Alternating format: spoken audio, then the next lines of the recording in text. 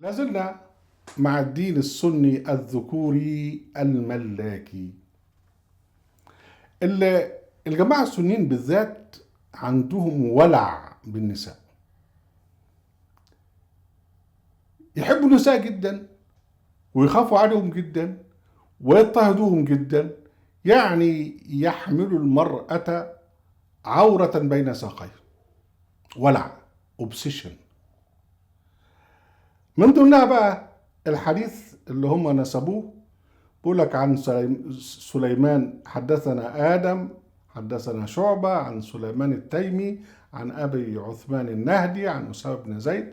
طبعا احنا قلنا ان كل الاسنادات دي كلها عبارة عن عك كله. الموضوع ان شيخ البخاري قعد تحت الشجر يا وهيبة وقعد يحط الاسامي دي كلها الى اخره.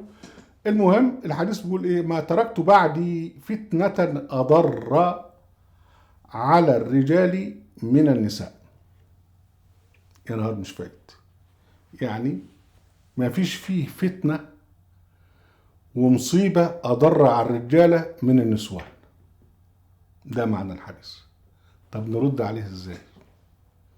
طبعا أول حاجة إن النبي لا يعلم الغيب، وهو يعني ازاي يعني مش عارف ايه اللي هيحصل يعني بعد موته أو حتى وهو عايش بكرة، يعني لا يعلم الغيب. ولو كنت أعلم الغيب لاستكثرت من الخير وما مسني السوء. يعني ربنا سبحانه وتعالى: قل ما كنت بدعا من رسول وما أدري ما يفعل بي ولا بكم ولا يعلم الغيب.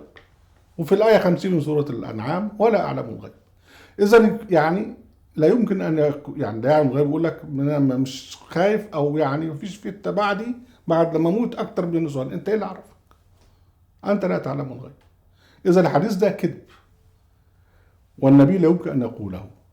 الحاجة الثانية ان هو عليه السلام ربنا قال له ان هو ما هوش وكيل عن حد، يعني ما هوش حفيظ عن حد، ما هوش مسؤول عن حد، هي عليه البلاغ بس. ربنا قال له: ولا تسألوا عن أصحاب الجحيم إن أرسلناك بالحق بشيرا ونذيرا ولا تسألوا عن أصحاب الجحيم. أنت ما أنتش مسؤول عن حد، أنت مسؤول عن نفسك، عن التبليغ.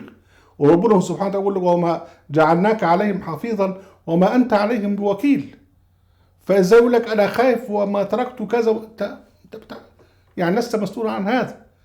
الحاجة الثالثة هي يعني هل النساء يعني فعلا عبء وضرر وفتنة على الرجال؟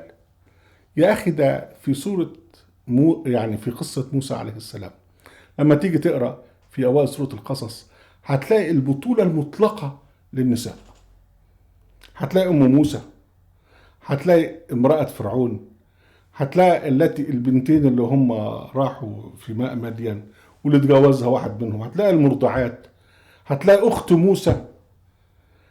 بطولة مطلقة للنساء. ازاي يبقى النساء ضرر وهم واخدين بطولة مطلقة في قصة نبي عظيم من الأنبياء؟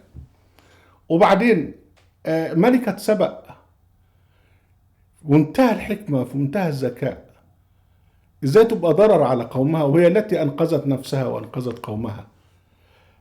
وبعدين ايه معنى هو الفتنة في القرآن الكريم بتأتي بمعاني مختلفة، منها الاضطهاد في الدين. ربنا لا جعلنا فتنة القوم الظالمين وجعلنا رحمتك من القوم الكافرين. وتأتي بمعنى الاختبار. لكن الاختبار هنا بكل الرجال والنساء مع بعض. وربنا سبحانه وتعالى يقول: وجعلنا بعضكم لبعض فتنة. يعني أنا بأفتن بواحد يضطهدني، أو أنا أستعمل قوتي في اضطهاد واحد. الناس بينهم وبين بعضهم في فتنة بينهم وبين بعضهم.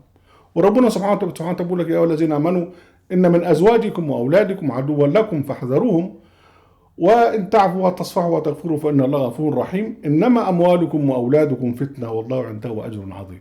ما قالش النسوان بالذات، ما قالش لا، الموضوع كله فتنة. الناس مع بعضها بتتخانق مع بعضها، بتتصالح مع بعضها إلى آخره، لكن ما فيش فيه تحيز ضد المرأة بالذات. عليكم السلام.